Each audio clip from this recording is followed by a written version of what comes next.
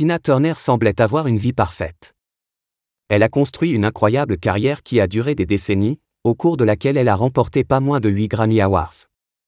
Elle a épousé un homme merveilleux dans les dernières années de sa vie. Elle avait une légion de fans passionnés.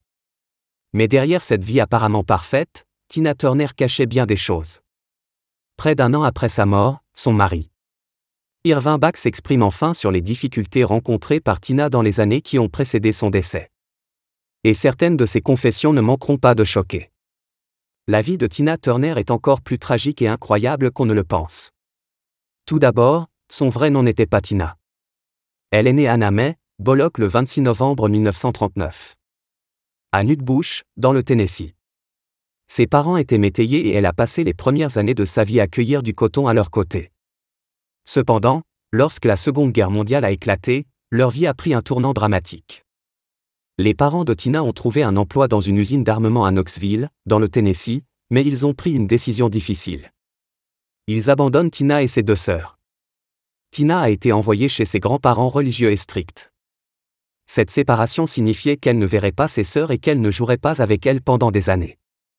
Ce n'est qu'à la fin de la guerre en Europe que les enfants ont retrouvé leurs parents, mais l'expérience la plus douloureuse de l'enfance de Tina était encore à venir. À l'âge de 11 ans, Tina Turner est confrontée à un incident profondément traumatisant qui la marque pour le reste de sa vie.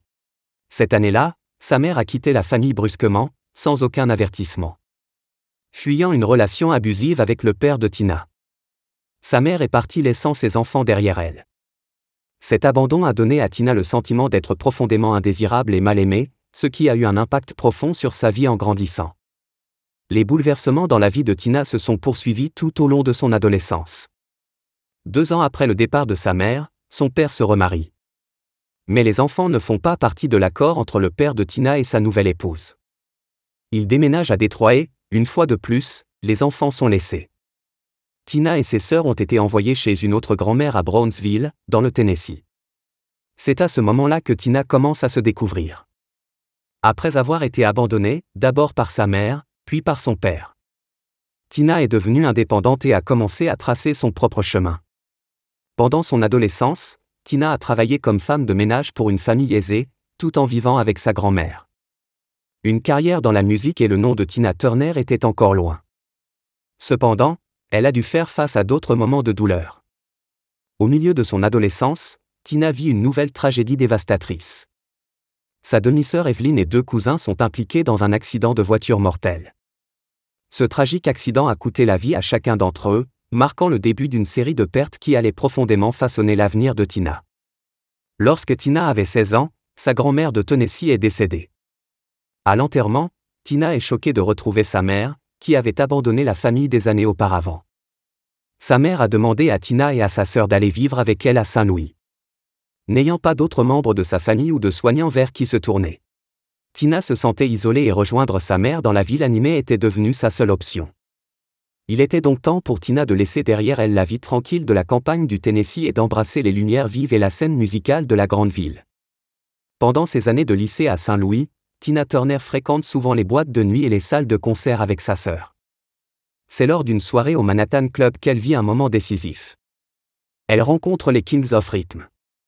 Ce spectacle va changer non seulement son destin, mais aussi son nom. À tout juste 18 ans, Tina a déjà relevé d'innombrables défis, mais le moment de son ascension approche. Enchantée par la musique d'Ike Turner et de son groupe, Tina décide de chanter avec eux, même si le groupe ne compte aucune femme. Ike ayant ignoré ses premières tentatives, Tina décide de prendre les choses en main. Lors d'une soirée cruciale de 1957, pendant la pause du groupe, elle se faufile sur scène et s'empare du micro qui se trouve derrière la batterie. Dans sa prestation improvisée, Tina chante une ballade bleue de B.B. King. Ce moment a tout changé. Sa prestation électrisante impressionne profondément Ike Turner, qui l'invitait à chanter davantage. Tina domine la scène jusqu'à la fin de la soirée et, peu après, Ike lui offre un rôle permanent en tant que chanteuse du groupe. Avec Tina, les Kings of Rhythm ont désormais leur reine. Bien que le couple Ike et Tina deviennent célèbres par la suite, leur relation amoureuse n'a pas commencé tout de suite. À l'époque, Tina se concentre sur d'autres relations. Elle commence à fréquenter Raymond Hill, le saxophoniste du groupe, tandis que sa sœur a une relation avec le batteur. Cependant, cet arrangement a rapidement entraîné d'autres complications. Alors qu'elle est encore adolescente, en dernière année de lycée, Tina découvre qu'elle est enceinte de Raymond Hill.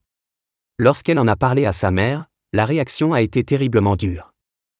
Sa mère était tellement furieuse qu'elle jette Tina dehors, rompant leur relation pour la deuxième fois. N'ayant nulle part où aller, Tina s'installe chez Raymond qui vit avec Ike Turner. Elle donne naissance à leur fils, Craig Turner. Mais doit faire face à un nouvel abandon lorsque Raymond Hill retourne dans sa ville natale et ne revient jamais. Sans le soutien de la famille rejetée par sa mère, Tina se retrouve mère célibataire, comptant uniquement sur la musique du groupe pour trouver stabilité et soutien.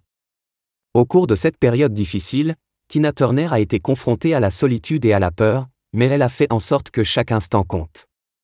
À 19 ans seulement, après avoir reçu une formation vocale de la part d'Ike Turner, Tina a enregistré sa première chanson intitulée Box Top, partageant le crédit avec l'autre chanteur du groupe. À l'époque, elle est connue sous le nom de Little Anne, mais une transformation majeure est sur le point de se produire. À cette époque, Ike Turner écrit une chanson pour Art La Cité et organise une séance d'enregistrement en studio.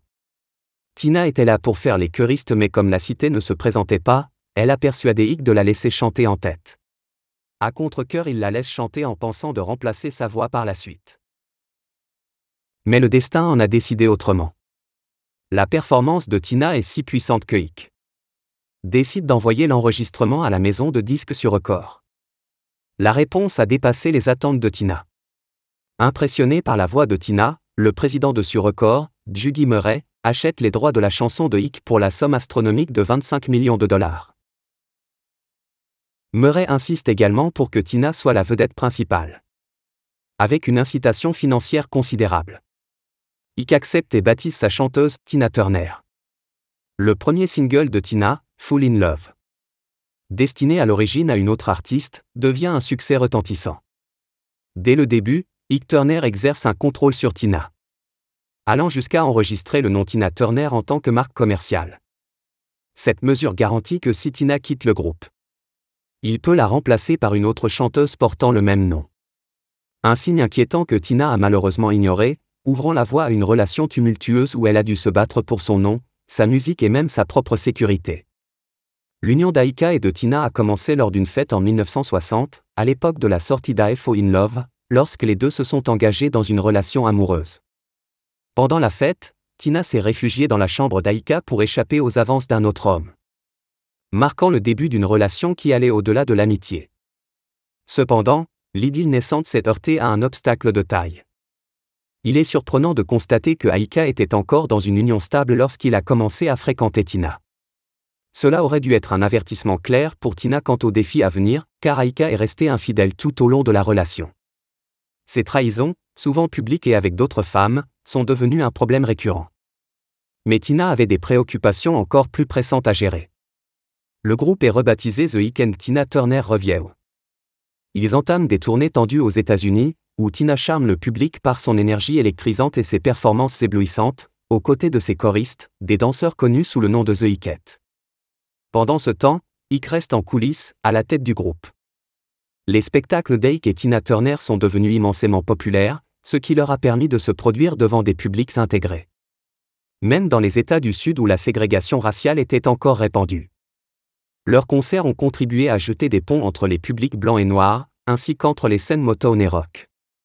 Tina Turner a commencé à porter des perruques au début de sa carrière, ce qui est devenu une marque de son image. Ce n'est pas par vanité qu'elle a fait ce choix, mais parce qu'elle ne se sentait pas à l'aise avec son apparence et sa voix. Tina s'est toujours sentie peu sûre d'elle et pensait que sa voix était inhabituelle. Pour compenser, elle a commencé à porter des perruques élaborées, un maquillage lourd et des robes extravagantes, changeant souvent de costume plusieurs fois au cours d'une même représentation. Ce style unique, combiné à ses mouvements de danse dynamiques, a permis à Tina de se démarquer des autres stars féminines de l'époque, dont beaucoup se concentraient uniquement sur la musique. En 1960, Tina et Ike ont eu leur fils Ronnie, le deuxième enfant de Tina à l'âge de 22 ans. En 1962, il s'installe dans une maison à Los Angeles, où Ronnie rejoint Craig, le fils aîné de Tina, et les deux enfants d'Ike issus d'une précédente relation, qui vivent tous sous le même toit. Malgré leurs inquiétudes concernant la vie de famille et le programme de tournée épuisant, leurs craintes sont souvent ignorées. Ike Turner était impitoyable dans sa quête de succès dans l'industrie musicale, recourant souvent à la violence pour affirmer son contrôle. Le premier signe que leur mariage n'allait pas être un conte de fées est apparu lorsqu'Ike a insisté pour qu'il se marie dans la ville décadente de Tijuana, au Mexique. Après une cérémonie civile sans éclat, Ike a emmené Tina dans une maison close, où ils ont assisté à un spectacle en direct. Une expérience si humiliante que Tina a gardé le secret pendant des décennies. Malgré de nombreux succès dans le top 10, la vie publique de Tina Turner cachait une réalité personnelle sombre et douloureuse. Au début de leur mariage, Tina a exprimé sa réticence à changer de nom et ses inquiétudes quant à ses tournées épuisantes. Ike réagit violemment en la frappant avec un embauchoir en bois. Cet incident a marqué le début d'une série d'épisodes de violence. Tina monte souvent sur scène immédiatement après avoir été agressée, se présentant avec les lèvres tuméfiées et les yeux violets.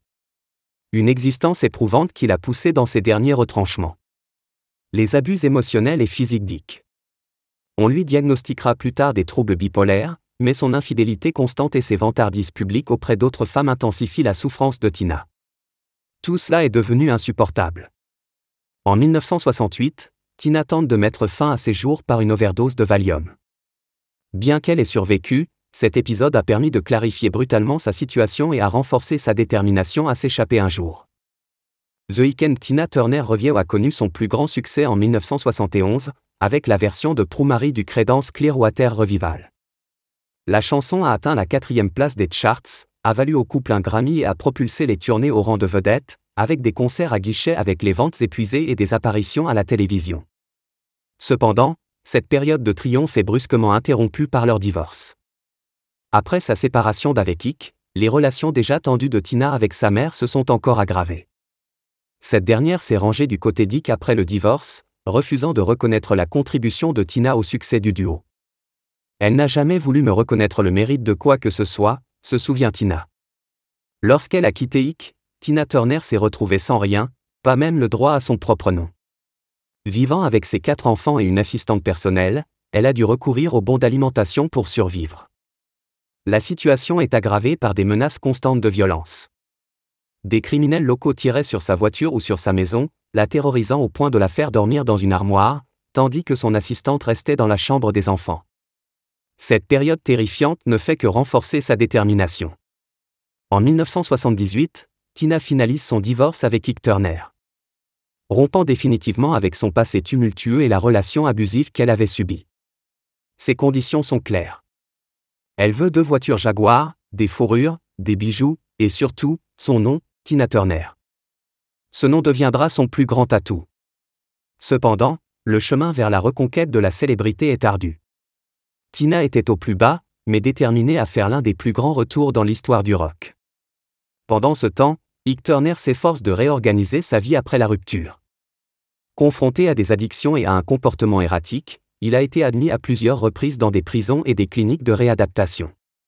Sa vie s'est achevée tragiquement en 2007 après une overdose fatale alors qu'il souffrait d'un emphysème pulmonaire en phase terminale.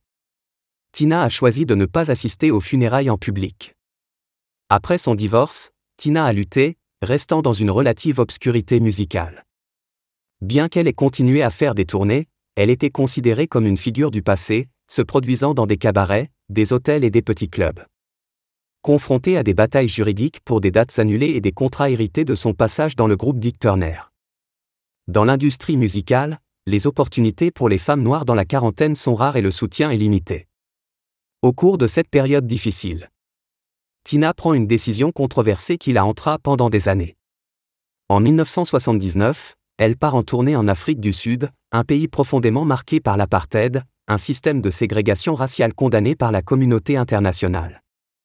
En tant qu'artiste noire, elle est fortement critiquée pour s'être produite dans un pays soumis à des sanctions mondiales. Elle a par la suite affirmé qu'elle n'était pas au courant de la situation politique. Se décrivant comme naïve face aux complexités du régime sud-africain de l'époque. L'essor des vidéos musicales au début des années 1980 marque un tournant. Tina saisit cette opportunité sous la houlette d'un nouveau manager et sort le single Ball of Confusion, qui commence à se faire connaître. Sa participation au clip vidéo fait d'elle l'une des premières artistes noires à apparaître sur MTV, ce qui marque le début de la reconstruction de sa carrière. En 1983, Tina Turner s'est fait connaître avec un single qui a reçu beaucoup d'attention à la radio, mais pas aux États-Unis. Sa popularité augmente en Europe, notamment au Royaume-Uni, où les maisons de disques commencent à remarquer son talent.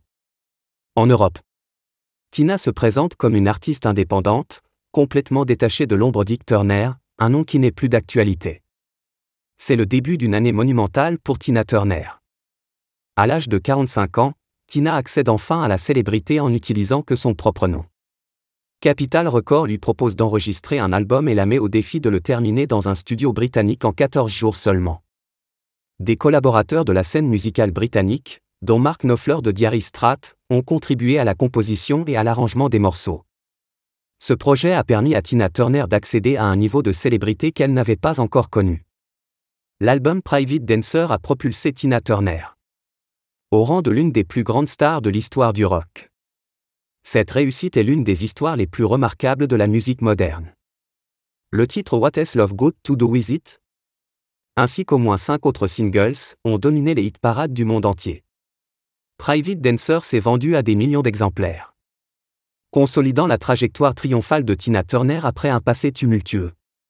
Bien avant le tristement célèbre incident entre Justin Timberlake et Janet Jackson lors du Super Bowl, Tina Turner avait déjà fait parler d'elle.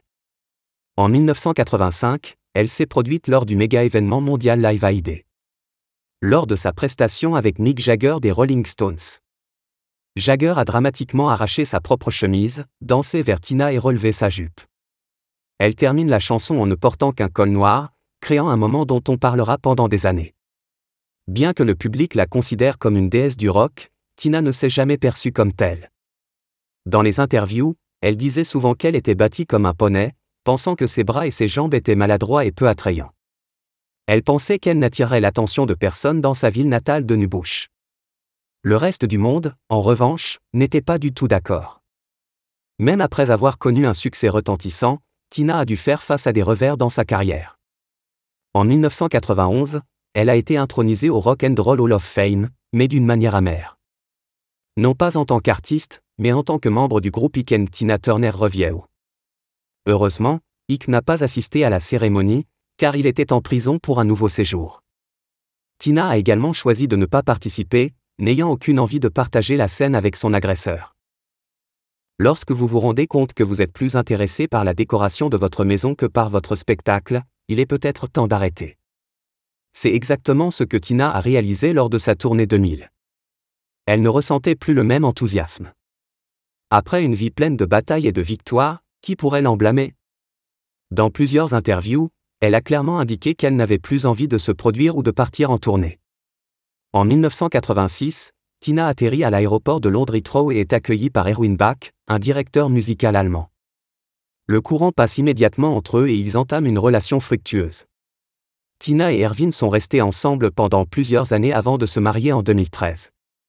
Peu de temps après, cependant, un désastre est survenu. 3 semaines après le mariage, Tina a été victime d'une grave attaque cérébrale qui l'a rendue incapable de marcher. Cependant, après avoir surmonté tant d'adversités dans sa vie, il n'est pas surprenant qu'elle ait réappris à marcher.